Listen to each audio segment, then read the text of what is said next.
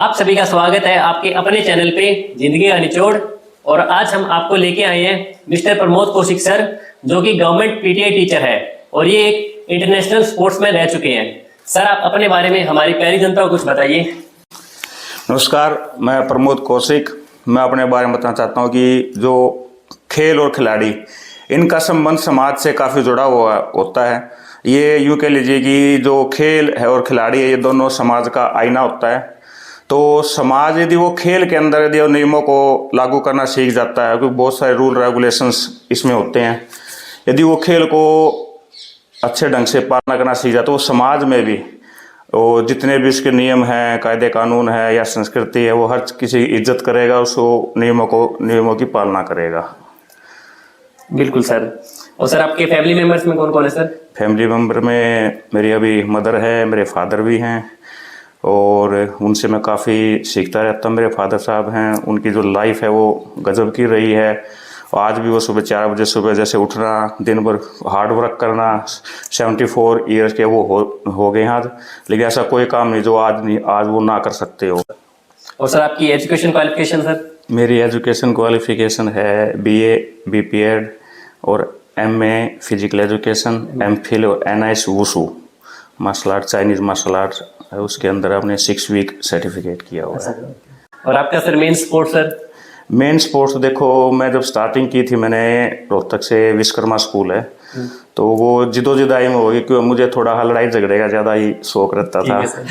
तो उसमें छोटी छोटी बातों पर लड़ाई करना, ठीक है, एक अपने आप को शक्तिशाली साबित करना, ये मेरा मतलब शुरू से ही मोटिव रहा है। तो मुझे क्लास में ऐसा कोई बच्चा मिल जाता है जो यूँ कहता है, या कोई नया एडमिशन आता है भाई, तो हम पहले उसको हमने शक्ति दिखाया करते भाई, ठीक है फलाना पेड़ है उसके नीचे चलेंगे, वहाँ कुश्ती करेंगे, जो उसने चित कर देगा, ठीक है, फिर हम उसके साथ रहेंगे।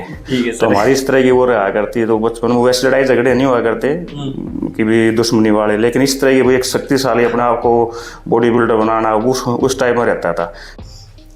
पर्टिकुलर स्पोर्ट फिर आपका कुश्ती ही रहा सर? मतलब जो शुरू में कुश्ती था, जो गांव मेला होता था जो स्पेशली हमारे यहाँ होली पर लगता था, उसमें मैंने 1100 रुपये की कुश्ती भी जीती थी मैंने। सर। तो उसमें मैं उस समय था लगभग 13 साल का था। अच्छा सर। तो 7वीं क्लास में पढ़ता था। शरीर हैवी होता था काफ़ी। जैसे मेरे फादर साहब जो सुबह 1 किलो दूध डेली मेरे को पिलाते थे, तो दूध से वो सुबह आते मतलब भाई अपने सुबह दौड़ मार का। एक तो सबसे बड़ी बात ये रही कि मुझे कभी भी मेरे फादर साहब ने खाट में कभी सूरज निकलने से पहले उठना है, तो उसकी ये रही, हम ना दौड़ मार करते और आने के बाद वो दूध पिलाते, तो जोर पूरा रहा करता।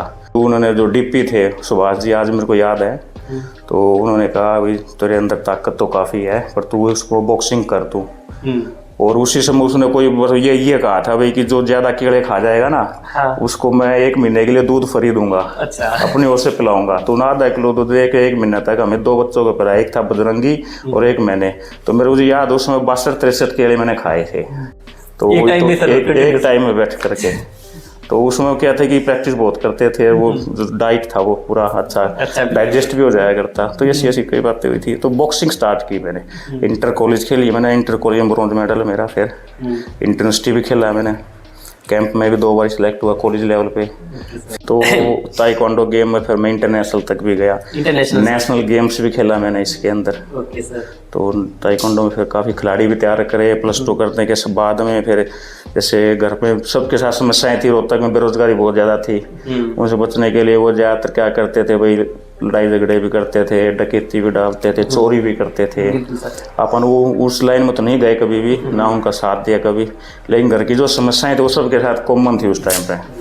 ठीक है, इतने संसाधन होते नहीं थे, तो जो करना होता था अपने आप ही करते थे। तो वहाँ के घंटे के हिसाब से कि 1-2 स्कूल में मैं फिर लगा, और उन्होंने भाई आप ताइक्वांडो सिखाओ, उसके बदले वो 1200 रुपये मेरी पहली स्टार्टिंग हुई थी। ठीक है सर। और फिर उसके बाद स्कूलों से जुड़ते गए, गेम भी होता रहा और बच्चे भी तैयार होते गए, दोनों काम उसमें। तो आपकी स्पोर्ट्स में कोई मेजर अचीवमेंट सर? इसमें मेरे जो मेजर अचीवमेंट्स हैं यही है कि भाई मेरे जो खिलाड़ी हैं वो काफ़ी आगे तक आज गए हुए हैं। MD यूनिवर्सिटी के अंदर में जो ताइक्वांडो के जो मेन हेड हैं, ठीक है, मिस्टर सतीश डुल है, अशोक हैं, वो पूरे भारत में नहीं बल्कि बाहर भी नाम रोशन कर रहे हैं। आपका लड़का क्या कर रहा है सर अभी? वो आइस स्केटिंग कर रहा है, आइस स्केटिंग का अच्छा प्लेयर है। 2-3 बार बाहर भी फॉरेन से भी उन्होंने ट्रेनिंग ली है। अच्छा सर। तो होप है कि आने वाले टाइम में वो अच्छा। कितने साल का सर वो अभी 12 साल का है। 12 साल का। हाँ। ताइक्वांडो में आपने इंटरनेशनल कहाँ पे खेला सर? इंटरनेशनल रसिया गए थे वहाँ। रसिया गए थे सर? हाँ, तो रसिया सेंट पीटर्सबर्ग जगह है, तो वहाँ खेला था। Okay sir. तो सर अभी आपने कौन कौन से प्रोफेशन में काम किया हुआ सर? देखो प्रोफेशन, देखो 10वीं तक तो सबकी लाइफ सेम चलती थी, तो अपना सेकंड डिवीजन से पास हुए वो, लेकिन जब +2 होती है ना, उस समय पे उनके हर किसी के सामने 2 रास्ते होते हैं, वो चुनना खुद होता है। ठीक है, एक जिस पे संघर्ष बहुत ज्यादा, जो अच्छे रास्ते हैं, हर एक वो जो इजी रास्ते जो किसी के बनाए हुए रास्ते हैं। तो +2 के बाद में जो जिंदगी में चेंज आया, जो मोड़ आया, ठीक है, वो अनबिलीवेबल है। ठीक है, कि वो मेरी अपोजिट है लाइफ का बिल्कुल। भाई +2 तक तो सारी जो बचपने वाली बातें थी, सारी खेला कूदा सारे काम थे, लेकिन +2 देखो जिम्मेदारियों का दौर भी शुरू हो गया, संघर्ष का भी आगे फ्यूचर में हमने क्या करना है। तो मुझे ज़्यादातर शौक था आर्मी बेल्ट में जाने का उस समय पर। फिर पूरी अपनी टीम बनाना, कमांडो की तरह रहना, वो सारी ट्रेनिंग भी करना, सारा मैंने अपना MD यूनिवर्सिटी में पूरा सेटअप जोड़ रखा था। बच्चे भी उसी तरह के थे, मेरे पास 60-62 बच्चे मेरे साथ इकट्ठे रहते थे। सुबह 2:30 बजे उठ करके सबको उठाना, 4 बज जाएगा तो उठाते उठाते कुत्ते भौंका करते। अच्छा। तो फिर सारा वो रोड पे लेकर जाया था, रेस मरवाता, खुद भी रेस मार, 6 किलोमीटर है मेरे घर से झील, तो डेली रेस मारते जाया करते। कभी स्वेटर जर्सी कभी नहीं पहनी, क्योंकि पसीना आता था खूब, आते नहर में नहाया करते दिसंबर जनवरी के अंदर भी। तो वो जो लाइफ थी वो तो वहाँ से एक ना दौर स्टार्ट हुआ जिम्मेदारियों का, और उसमें मैंने छोटे छोटे काम कभी क्लर्क के रूप में भी किया। भाई नट बोल्ट की फैक्ट्री है JK टायर्स की और एल्फ लुब्रिकेंट की, वहाँ भी काम किया मैंने। और साथ में खेलों के अंदर जो मैंने सीखा हुआ है वही दूसरों को सिखा करके तो उसे प्रोफेशन के रूप में ही बनाया। तो बाद में मैंने ये फिजिकली BPED किया, BPED के बाद MA फिजिकल एजुकेशन किया, फिर MPhil तक मतलब पढ़ाई में कंटिन्यू करता रहा। प्राइवेट सेक्टर में रहा काफ़ी टाइम, तो प्राइवेट सेक्टर में ऐसा कोई गेम नहीं है कि जो हम नहीं कर सकते। कोई ये कहते हैं ना एक ही गेम करो वो करो ना, कोई नया गेम आया, टेबल टेनिस आया तो जैसे कोई बच्चा अच्छा आया उसके हाथ खेला तो मेरा खुद का भी गेम इंप्रूव हुआ, टेक्निक स्किल्स पता लगे, रूल रेगुलेशन पता लगे, वो गेम भी स्टार्ट हो गया। अब स्केटिंग है तो स्केटिंग भी सेम उसी प्रकार से। तो मतलब खुद को अंदर मैंने हमेशा अपने लाइफ में डेडिकेशन सीखा है। कोई भी काम करो फुल डेडिकेशन के साथ करो, कंप्लीट इतना डेडिकेशन बनाओ कि भाई ये सोचो भाई इसको तो हम बिल्कुल आसानी से कर सकते हैं। मुश्किल तो है ही नहीं कुछ भी। बिल्कुल सर। तो ये इसके अंदर ये सारा सोच का खेल है सर, जैसे सोचेंगे थॉट्स का टोटल। बिल्कुल सर। तो प्राइवेट सेक्टर में आपने वर्क किया सर, और भी आप गवर्नमेंट सेक्टर में हो सर, कुछ डिफरेंस लगा सर आपका? डिफरेंस मैं बताता हूँ आपको। मैं जब बचपन में था +2 तक बताया था, मैं किसी को प्रसाद बांटने पड़ोस में जाता था ना, तो बोलते थे भाई कि ना भाई तू ना प्रसाद दे रहा है या फिर लठ मार रहा है, मतलब एक लैंग्वेज को देख कर बिल्कुल खड़ी बोली होती थी। बिल्कुल अपने हरियाणा में रहता है। हाँ, लेकिन जब मैंने 3 साल कॉलेज लाइन में रहा, मैंने करते करते NCC भी ज्वाइन किए मैंने, और होमगार्ड में भी मैंने काफ़ी कैंपिंग किए हैं, फायर फाइटिंग के भी कोई मैंने वहाँ पे किए। तो फिर मैंने अपना इतना स्ट्रगल किया, मैंने फुली दिन भर बिजी, सुबह से लेकर शाम तक। पढ़ाई तो वाला कम थी उसमें, लेकिन हर एक्टिविटी मेरी सारी इतनी जो फ्यूचर से संबंधित थी कि मैंने कुछ ना कुछ बनना है, जुनून करना था। तो उसी से रिलेटेड मैं कुछ ना कुछ जोड़ता गया, करता गया।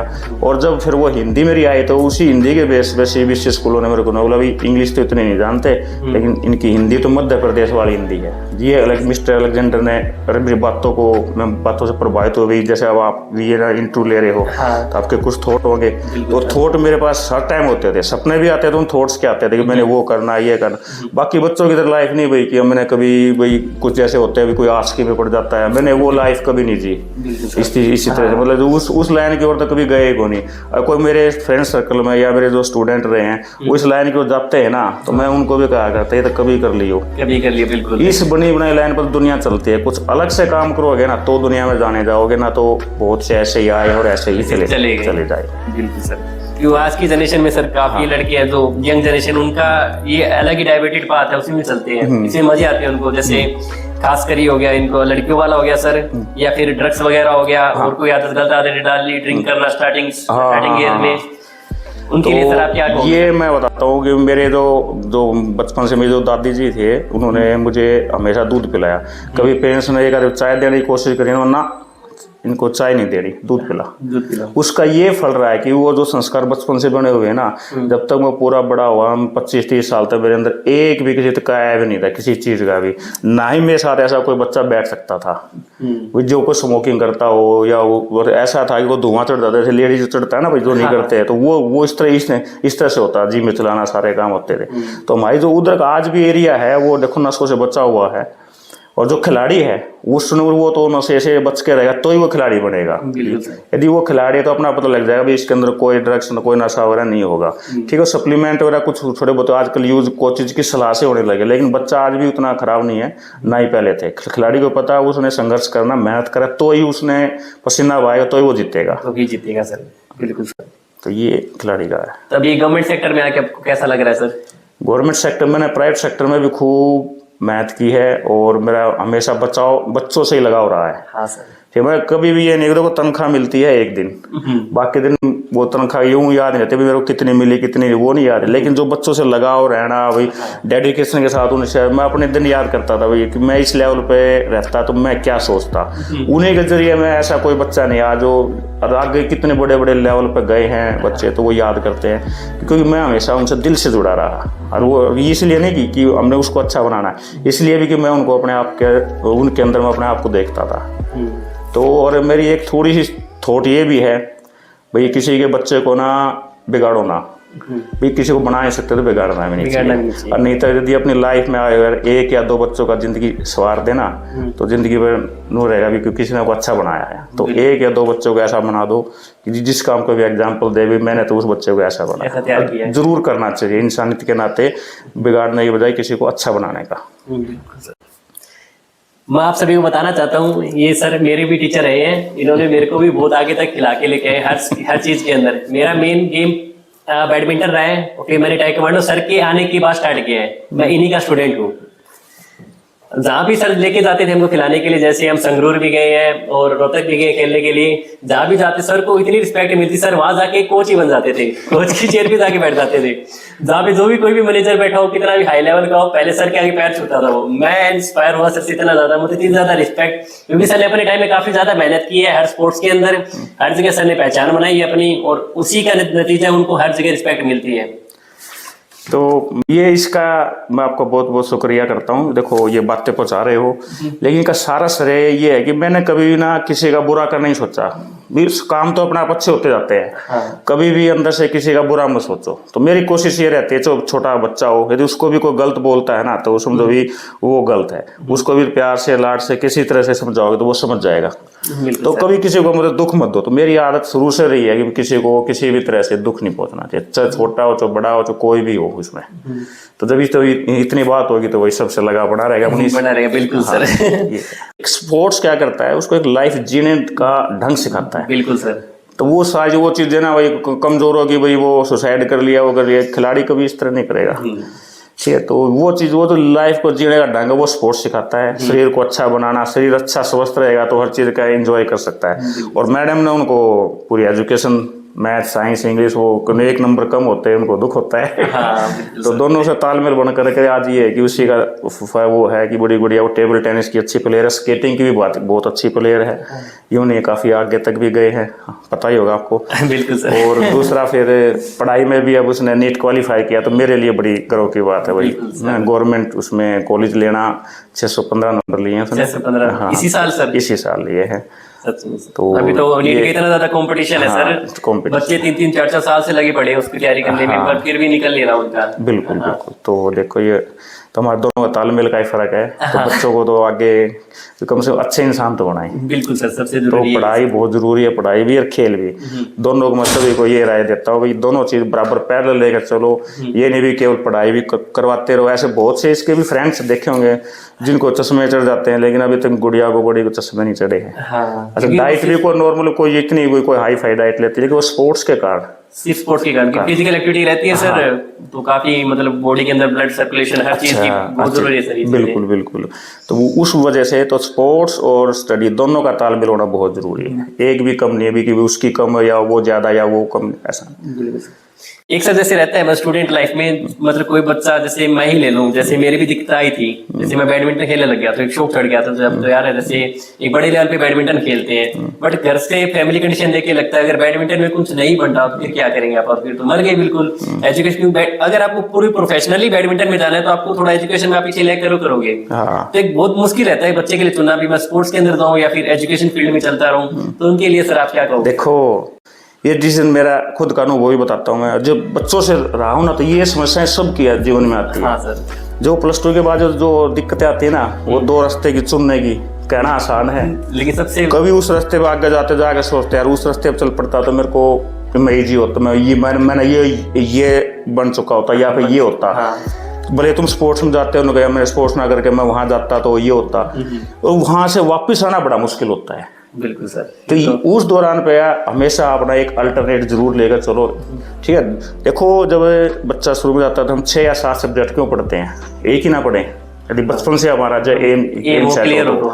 वही बात खेल की है कि यदि आप खेल में कुछ अच्छे खिलाड़ी बनना चाहते हो, जरूरी नहीं भी एक ही गेम, कितने एग्जाम्पल ले लो आप, जो MS धोनी को ले लो आप, इधर से नीरज चोपड़ा को ले लो भी, ये पर्टिकुलर जिस गेम में शुरू में नहीं थे, ये वो फुटबॉल का गोलकीपर होता था MS धोनी, वहां से वो क्रिकेट की फील्ड में गए, कुछ नहीं पता लगता, खिलाड़ी होना चाहिए।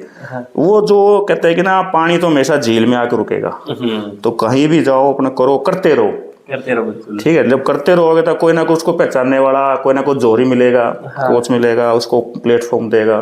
सिचुएशंस बनाती है, हमें सिचुएशन से भागना नहीं है, हमने सिचुएशन को चेंज नहीं करना, लेकिन हमने सिचुएशन के अकॉर्डिंग अपने आप को मोल्ड करना है। सिचुएशन अकॉर्डिंग मोल्ड करना सीख जाएंगे तो वो डिसीजन भी ले लेंगे समय को देखते हुए। हम जो अपने 10 साल आगे का है डिसीजन, वो आज क्यों लेंगे, सिचुएशन का पता नहीं चलता कुछ भी। बिल्कुल सर। और तंग वही होता है, परेशानी हुई तो मेरी गुड़िया के सामने कई बार दिक्कत आई। बोली पापा मेरे नीट क्लियर नहीं हुआ तो मैं क्या हो गया, आगे BSc करेंगे, तो उस लेवल तक स्टडी कर रही है, नंबर ही तो नहीं आएंगे बस, कोई जरूरी नहीं भी कि ना आपने खूब मेहनत करी और नंबर आ जाए, लेकिन वो उतनी मेहनत करी, नॉलेज तो है, तो वो नॉलेज कभी व्यर्थ नहीं जाती, किसी चीज की भी हो, मेहनत कभी भी विफल नहीं जाती, किया हुआ कर्म का फल तो मिलेगा, कि मेहनत कभी भी काम आ सकती है। जैसे अब मेरा ही ले लो, प्राइवेट सेक्टर में कभी 2010 में ये लिया था, अब मैंने मेहनत करनी नहीं छोड़ी, ठीक है। आज भी टेस्ट क्रैक हुआ तो आज गवर्नमेंट PTI हूँ कि नहीं, मेरी लगता है उम्र भी निकल गई थी, 42 साल से ऊपर हो गया था। 42 साल तो मेरे ख्याल लास्ट एज रहती है, लास्ट एज और लास्ट अटेम्प्ट में आप गवर्नमेंट टीचर जाएंगे। गवर्नमेंट, और वो टेस्ट जो कहते PhD लेवल का टेस्ट था, वो था ये, इस तरह की सी काफी कमेंट आए इसके ऊपर। तो लेकिन अपने वो किया, नंबर भी अच्छे लिए, हिंदी में पूरे 20/20 नंबर मेरे, एक भी गलत। तो आज बड़े से बड़े प्लेटफॉर्म पे जब मैं पहली बार खड़ा हुआ था स्टेज पे, जहाँ अच्छे के पैर कांपते हैं, मेरे भी कांपे थे, और आज बड़ी से बड़ी स्टेज आ जाओ, कितने घंटे बोलना हो, वो विचार है भाई अपने अंदर, ऐसी थॉट लेके आओ जैसे शहद का छत्ता होता ना, वो छत्ते में से इतना ज्ञान भर लो, इतना शहद भरो कि वो टपकना शुरू हो जाए, तो फिर सोचने की जरूरत नहीं पड़ेगी कभी भी, वो थॉट अंदर ही रहेंगे, बाहर के थॉट कभी भी हावी नहीं होंगे। तो ये बात है मनीष। सर आपकी जिंदगी का सबसे खुशी वाला पल जिसको आपको अंदर से खुशी मिली हो? देखो खुशी तो मैं हमेशा खुशी रहता हूँ, मैं हर क्षण को मैंने कभी भी नेगेटिव नहीं जिया कभी आज तक, हर चीज़ को पॉजिटिव लेकर चलता हूँ। कितनी यदि कोई नुकसान हुआ है ना तो भी मैंने अपना आप को समझा लिया भी ठीक है ये मेरे हक के लिए है। तो इसलिए सुख और दुख का तो मैं ज़्यादा परवाह भी नहीं करता कितने वो हुआ वो। और सर कोई आपकी लाइफ का वर्स्ट फेज रहा हो सर, जिसमें मतलब आपको किसी ने हेल्प ना की हो, फिर कहीं ना कहीं आपको डाउन फील हुआ हो, अब मैं क्या करूँ, कोई ऐसी स्टेज आती है सर लाइफ के अंदर, एक ऐसा फील? हाँ देखो ये मैं कहता हूँ पहले की लाइफ हर किसी मैंने नहीं बब्बी होने की भी ठीक है। मैं कई बार क्या होता था, मेरी +2 हुआ करती थी, मेरे सामने ना जैसे घर में एक दूसरे को क्या बोलते थे भी कि देखो वो मेरे ताऊ का लड़का था, उसने कॉमर्स ले ली, मैंने 10th करके मैंने देखना वो मेडिकल ले ली। ठीक है सर भाई, 1 साल मैंने मेडिकल ली, उसके बाद फिर मेडिकल की और उसमें भी ठीक ठाक रहे, नंबर भी ठीक रहे, पासिंग मार्क्स लेते थे मतलब कुल मिला के। तो इतने में फादर साहब बोले भाई देखो उसने तो कॉमर्स में ले रखी है और तेरे से तो कॉमर्स नहीं होगी। मैंने 12th में कॉमर्स ले ली। केवल उस वो बात दिल कर लगी हाँ, हुई दिल कि कर ऐसा लगी। कोई काम है नहीं भी जो मैं ना कर सकता हूँ। हाँ। तो भाई कॉमर्सली वो मेरे ताऊ के लड़के की उसकी कंपार्टमेंट आई, बोला कि मैंने ना क्लियर कर दी। अच्छा अच्छा। कॉमर्स पूरे 33% नंबर होते, 36% नंबर हैं ठीक है, लेकिन वो क्रैक मैंने की है।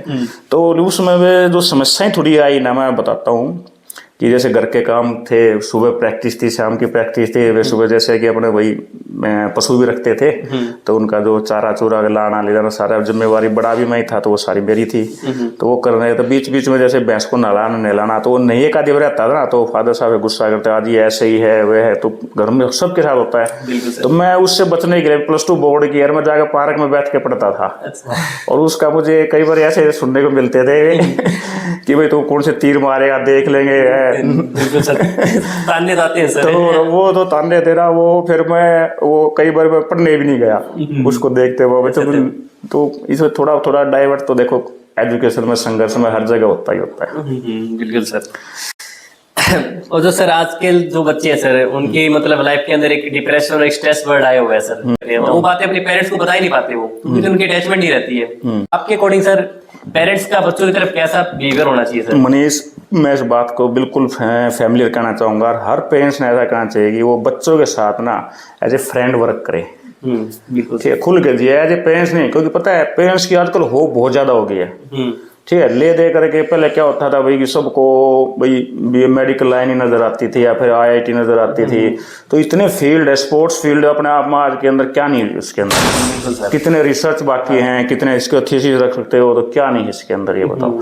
तो हर फील्ड में अपने आप में चाहे वो ना आप ले लो लगा लो, मतलब या जैसे CA लगा लो, आजकल फील्डें बहुत बटी हुई हैं। लेकिन ले दे करके सबको या तो कॉमर्स में जाते हैं तो CA नजर आती है, या इधर आती है तो IIT और इसके हाँ।